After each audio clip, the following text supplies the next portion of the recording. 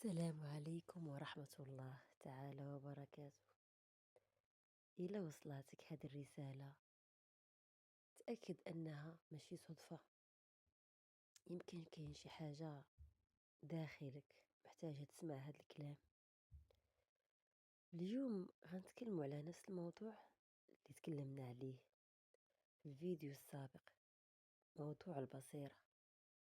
غنعرفوا علاش كاين اللي كيحس واللي ما وكاين اللي ما كيحسش بالكلام. بعض المرات كنسولو علاش كاين شي ناس كيسمعوا نفس الكلام ولكن ما كيحسوش به، وكاين اللي كيحس بعمق وكيمشي معاه. الحقيقة ماشي حيت واحد حسن من واحد، ولكن حيت كل واحد فين واصل في داخله.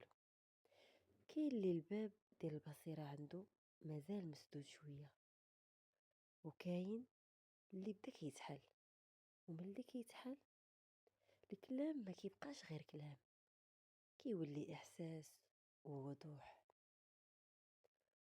والجميل في هذا الشيء أن هذا الباب ما كيتحلش بالقوة ولا بكثرة التفكير، كيتحل بشوية، بلحظات صغيرة ديال الصدق وهدوء.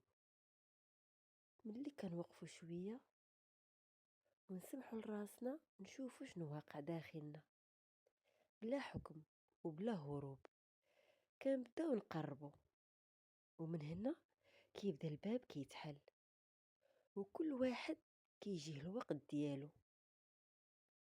فبلا ما نستعجلوا، غير نمشيو بهدوء وبشوية، وغنوقفوا هنا باش نخليو هذا الإحساس يترسخ شوية فينا.